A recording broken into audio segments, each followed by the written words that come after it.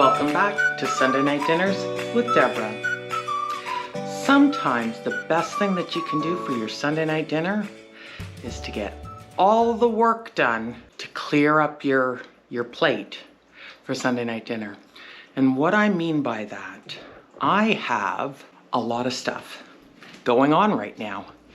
It's the end of the garden season, and I've got a bunch of stuff to process. So I've got some hot peppers, some spaghetti squash, some seed saving to do. I'm going to freeze up these Amish paste tomatoes so that I can make spaghetti sauce, tomato juice, pizza sauce, whatever it is that I want to make later on when I have way more time. I have some basil that's kind of being overrun. It's a little too healthy and I've got a little too much of it. So I'm going to make even more pesto. I have a bag of leftover bread products that I am going to turn into breadcrumbs. I've got some seeds to pack up. I've got the top of my fridge that I am going to transform with my pothos plant.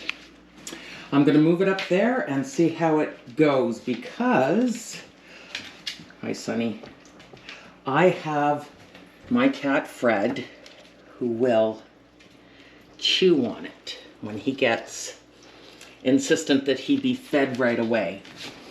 And I don't want him doing any more chewing on it. So,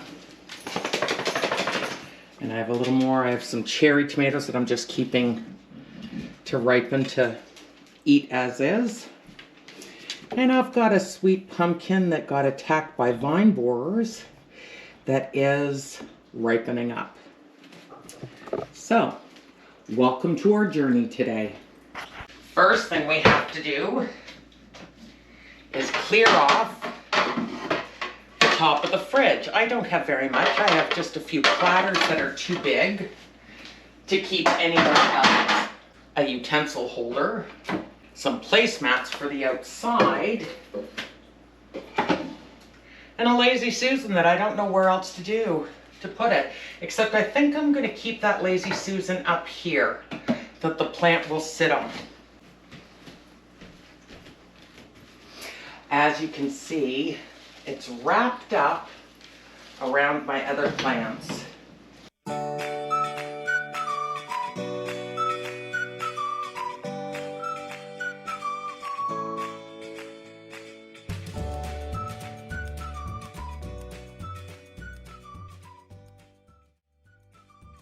And now we do this very gently.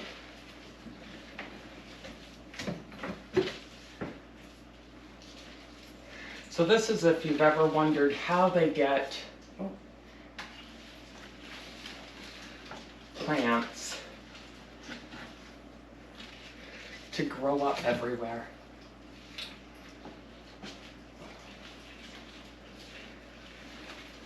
You move them very, very gently.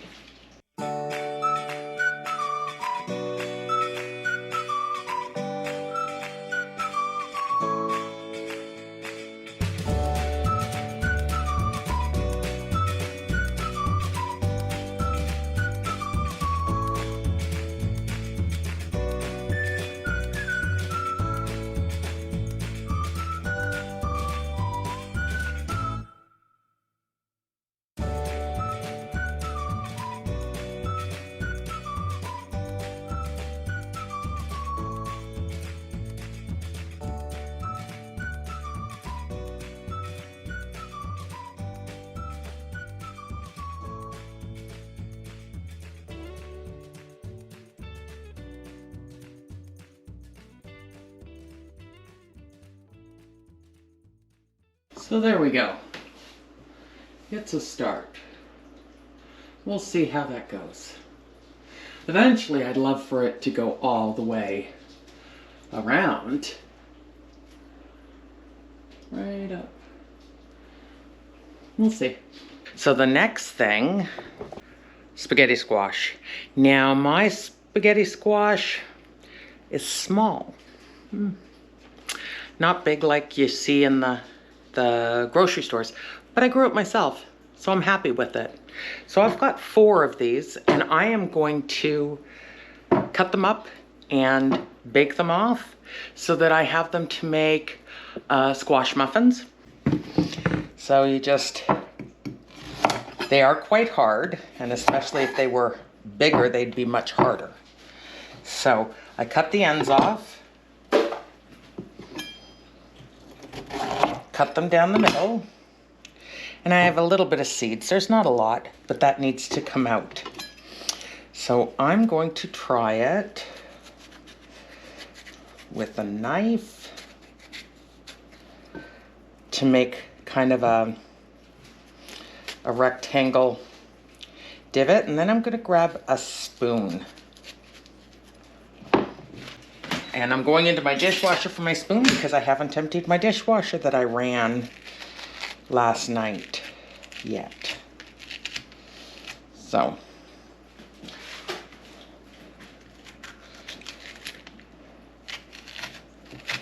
now I scrape out, make sure you can see that.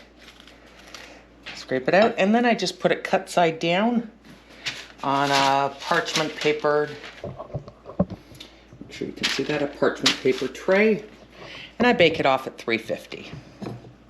Nice and easy.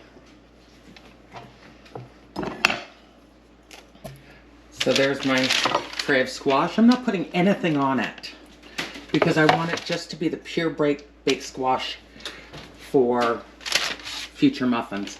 I've got my oven at 350, and I'm just going to pop that in for half an hour and check it after that.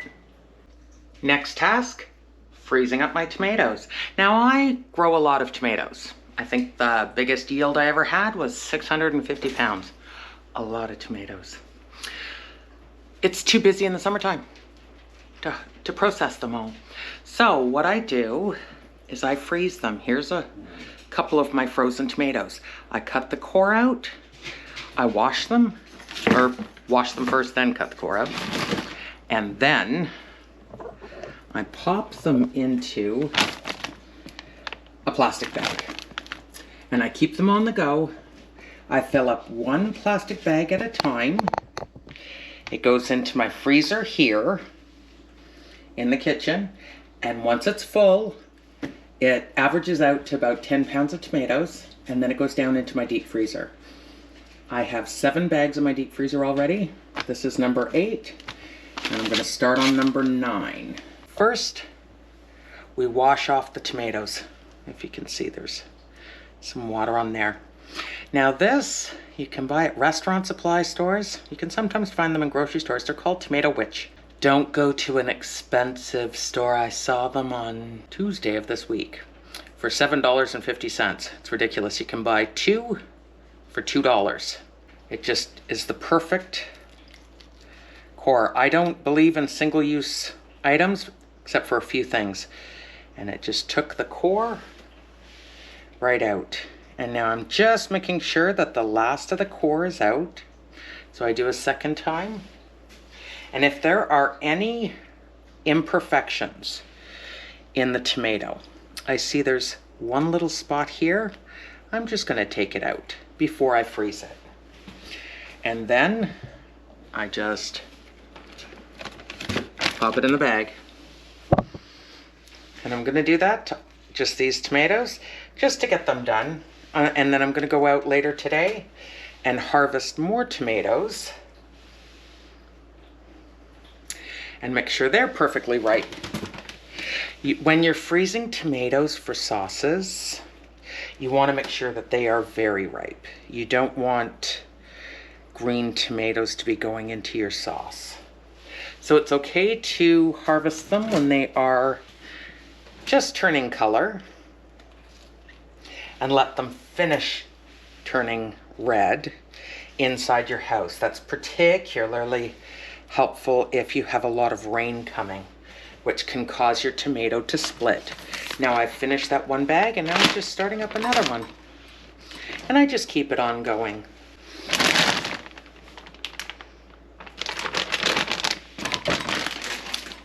So there, another task done. Into the freezer it's gonna go. And that's just my oven beeping to say that it's reached temperature. So now I have my tomatoes. And I just pop those into my deep freeze. Or my freezer on my fridge, not my deep freeze. The other bag goes into the deep freeze. So, the next thing we're gonna do is we're gonna save some seeds. The cheapest way to garden is by saving seeds, especially if you find something that you really like. Now, this year is the first year that I grew a particular type of tomato for sauces. It's called an Amish paste. It's perfect, as far as I'm concerned. No blossom end rot. This is really only for people who garden that understand this. No blossom end rot. The average size of the fruit is between 10 ounces and 16 ounces for a paste tomato. That is huge. And they're delicious. Very little gel, very little seed. So we're gonna save it. And this is that. This is an Amish paste. It is perfectly ripe. So the other seeds that we're saving are cherry tomatoes. These are Sun Gold, are the orange ones, and Sweet 100s are the red ones. I like the Sweet 100s. Hubby likes the Sun Gold. So I'm gonna save those. They were prolific, sweet, very tasty. So I wanna keep those. And it's very easy. Now, a woman that my husband works with, asked about how to do seed saving. And so we explained it a little bit and she was like, that sounds complicated. So that's why I'm doing this little bit in the video so you can see just how easy it is. So, we have our tomato. Cut it in half. I've got a bowl with a mesh strainer. And I'm just gonna squeeze out. Make sure you can really see that. All those seeds. Yes, you're kind of sacrificing one perfect tomato, but in the end, you're gonna have lots of seeds to grow more next year. So, it's kind of hard to do one-handed. Okay, that's all. As I said, there's not a lot of seeds in this and a lot of pulp that make it a great sauce tomato. And the other half.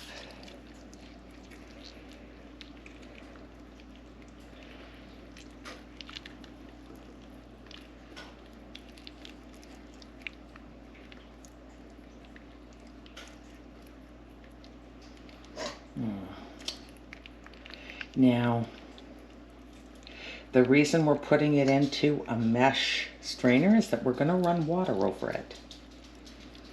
Now, there are some videos that tell you should ferment the tomato seeds, and that involves holding it in a glass jar for a few days soaked in water. Yeah, I don't do that, and it's not necessary. So, this is the easiest, most effective way to get great germination. So there we go.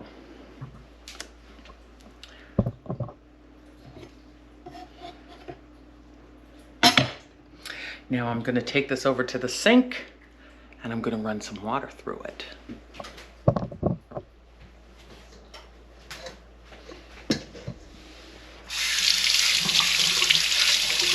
Just straight off through your tap.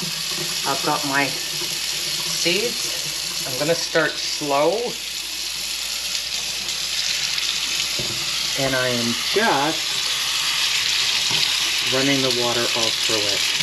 And it's just to try and rinse off most of that gel. The gel is on the seeds.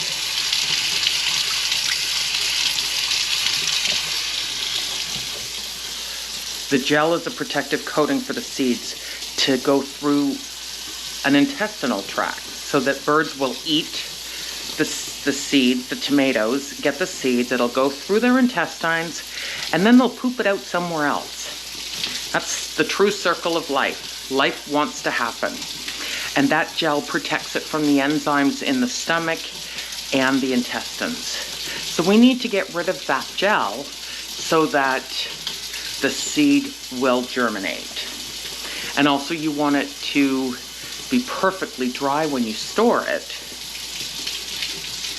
So even though we're washing it off, we're gonna let it dry on some parchment paper for a few days, almost a week, just to make sure that it's completely dry so you don't get moldy seeds. So before I start with the tomato seeds, transferring them to parchment paper, the timer on my oven's about to go off. So I am going to take a small knife and I'm just gonna stab this. There's still a little bit of resistance. I think I'm gonna do about 10 more minutes. And again, make sure you actually saw that. Set that aside, turn the timer off, 10 more minutes. I've cut up 3 pieces of parchment paper. And there's my seeds. So I've got a pair of tweezers that I find is the easiest way to take the seeds and set them. There's no other way to do this than just doing it. You could dump it on the parchment, but I find that just leaves too much water. Because if I just took the whole of it and just dumped it on the parchment, there's still a lot of water attached. So I'm just going to do this. And I'm going to fast forward it. So my timer went off for the spaghetti squash. And I just finished doing the seeds, so it took 10 minutes. Turn my oven off. And here. Move aside these little bits of parchment.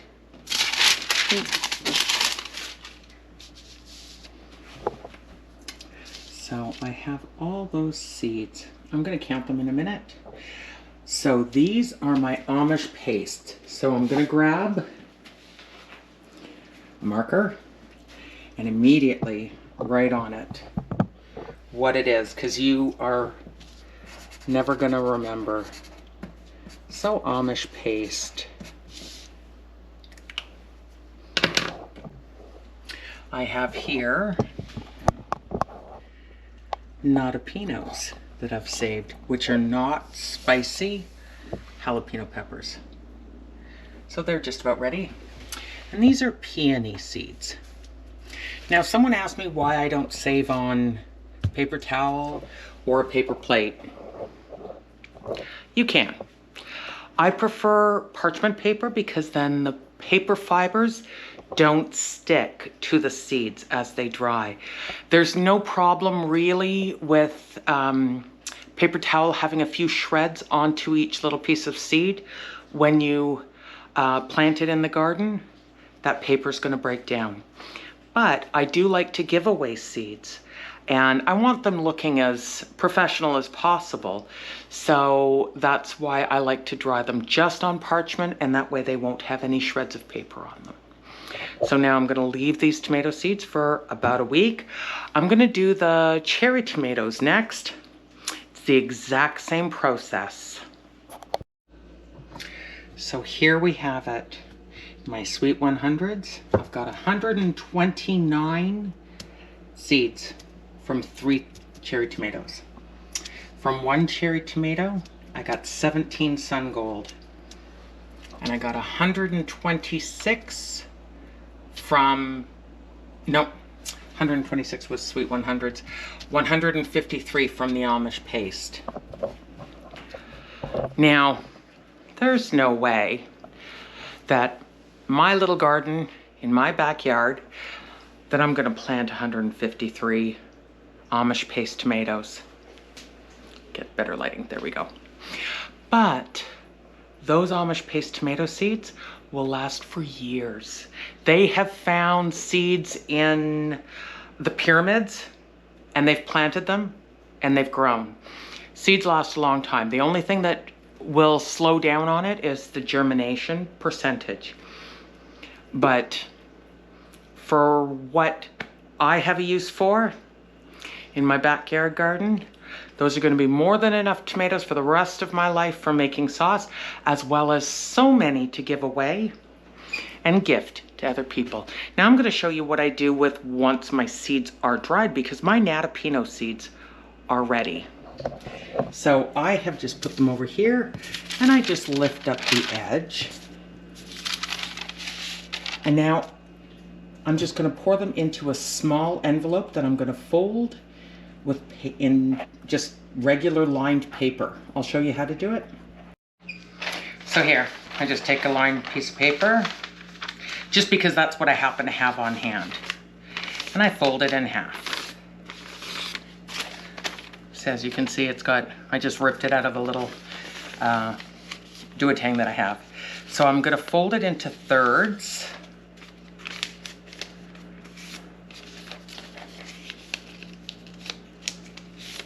So it's now completely sealed on the bottom here. And then I just open up, see here are the two folds. I ignore that. I open up the original paper, the original first piece that's not folded in. And now that is a completely tight little envelope. And I take my natapino seeds and I very carefully, and it's always amazing how many drop everywhere, I'm just going to, I don't know if you can see them pouring in, but they just poured in. So now I have all my seeds in the bottom. And then I have, here's my fold. I just fold it back over. I have a stapler. I don't know how to, I put 2 staples on it. And then I'm just gonna write across the front, natapinos, and then September 2021, so I know when it was done. And any notes that I want to add to it. I'm gonna write on here that I grew it, sorry, duck down so you can see rather than just looking at my ponytail, grown next to Alma paprika, which are very spicy.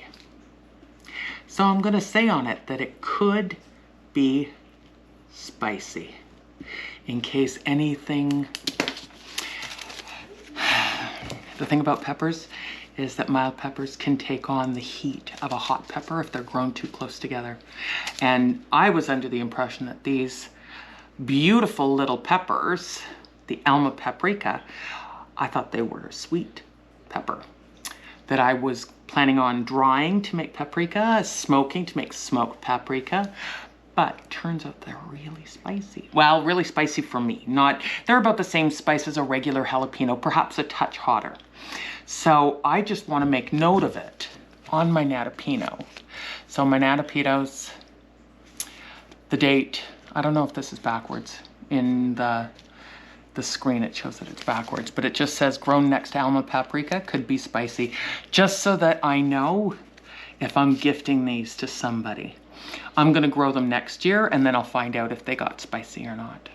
So I have a whole bunch of these little packets in my basement where I keep all of my seeds. And I'm gonna do the same thing once all my little tomato seeds are all dried up and ready to pack up. So there you go. One more thing off the list of things to do. Next up on my to-do list, breadcrumbs. Now my daughter gave me a nice big bag of bread that they had collected in their freezer. And I'm gonna turn them into breadcrumbs so that you'll never have to buy breadcrumbs. Easy peasy.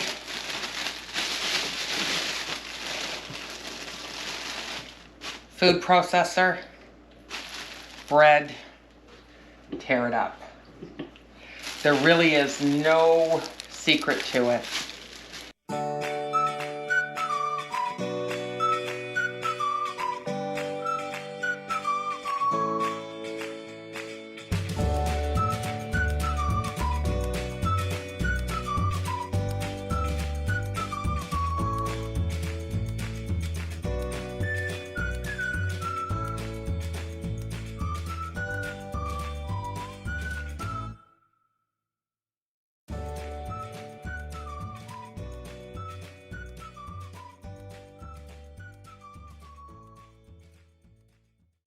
But then we're just gonna write on here in a Sharpie that it's breadcrumbs and always the date of when you do it so that you know when it was produced. And into the freezer it's gonna go. So my next task, I'm being overrun with herbage on my counter. Here are my herbs. So I'm gonna trim them down and make just a quick pesto sauce to go into the freezer. I do have a little bit I want to use this week and it'll go into the fridge and the rest will go into the freezer. I know I have already made a pesto recipe with you guys, so I'm just going to do it really quick. Just another thing that needs to get done so I can cross it off my list. Now, one thing, you can always put parsley in your pesto, any greens in a pesto, and it's delicious. Oh, the minute you start cutting parsley, it smells so fresh. And I include the stalks in there because there's so much flavor. And I'm just randomly trimming down, you know, no rhyme, no reason, just free cutting. And then doing like one more cut before it goes into the food processor.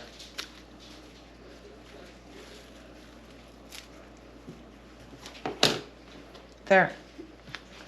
It's had a bit of a haircut. There are no rules with parsley, but there are with basil. Now you want to cut, now I want to make sure you can see this properly, of where you want to cut it. When you want it to keep growing, see, I'm looking at this one stalk here. There's no little plant growth in this elbow, so I'm not going to cut it there. But there is the next joint up. I've got a little bit of growth. So I'm going to cut it as I get wonky with the camera, right above that. So all of this can go in the pesto, and then my little leaves can keep growing. So again, same here, and I'm going to just keep trimming that way.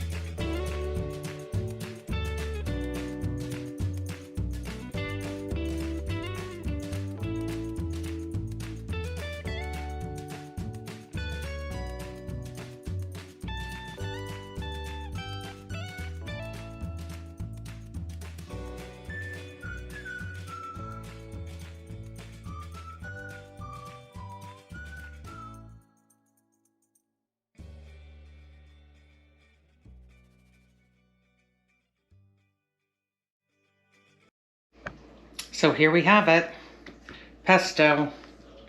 I've got a pint container, and that's just going to go into my fridge because I'm going to package it up after I've used it this week.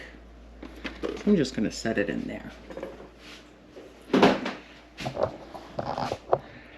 Next task. Wow, we're getting a lot of things done. So I've got the chicken here that I'm brining for tomorrow night's dinner. It's been thawed in the fridge. It's kind of flat, which is kind of funny. But we vacuum sealed it when we stored it. And now I'm going to make a brine, just a standard salt brine, which is 2 liters of water plus a ½ cup of table salt. Not sure why they specify table salt, but they do. So I'm going to say it. I'm going to use table salt instead of kosher salt or sea salt. And then we're going to let it soak for 24 hours, and it will make a beautiful, tender chicken dinner that we're going to do up on the Traeger tomorrow. So what we're going to do is we are taking another Ziploc bag. Yeah, I know it's a lot of plastic used today, but sometimes in preservation you need to use a permanent type of preservation. Now I fold over the tops of my bags so that the seal stays dry. It also adds stability. I don't know if I've shown that before, but it also sits better on the counter. It stays open. So I'm just going to cut open my chicken.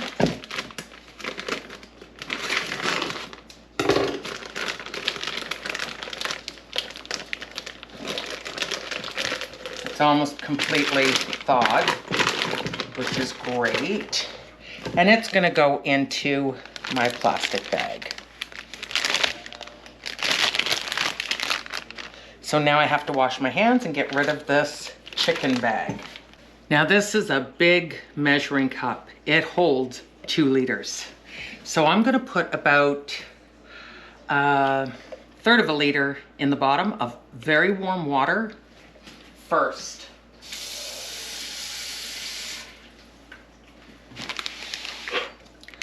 Because what I'm going to do is I'm going to dissolve the salt in that warm water. I've got my ½ cup measurement, and I don't have very much table salt, but there are a few things that do ask for it, a few recipes that still call for it. And now my ½ cup goes straight into the water.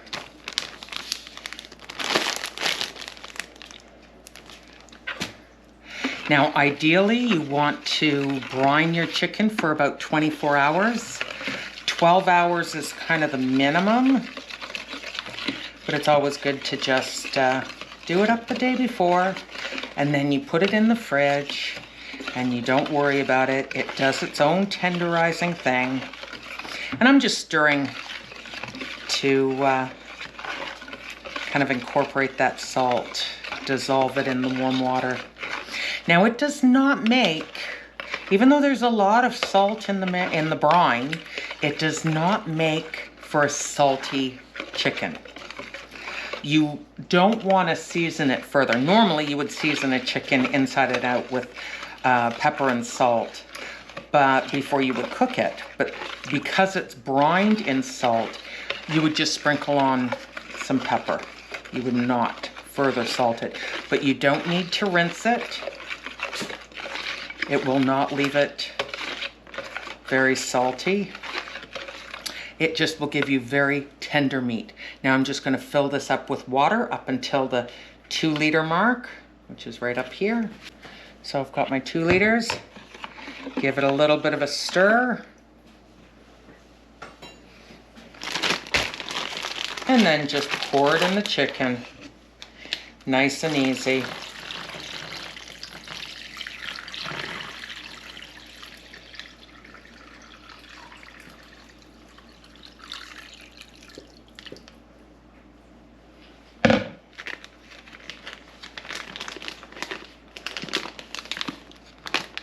And now because I folded over the top, so that today's the next day. My camera got too hot, so it turned off. So where I was at was I was marinating the chicken, or I should say brining the chicken. That brined for 24 hours. And so I cooked it up on our Traeger smoker, and it's what we're having for dinner tonight. So I wanted to show you what that looks like. Super juicy. Look at how tender that is. Actually, the wing fell off as I was getting it out, but it is absolutely luscious. So, some days, you just have to do all the things. That was one of these days. So thank you for joining me. If you enjoyed today, a little different, or I should say yesterday, a little different, a kind of come work with me and follow along while I do all the things, let me know. Subscribe if you haven't already. Hit the thumbs up, the notification bell so you can hear about it when I post my next video. And we will see you again.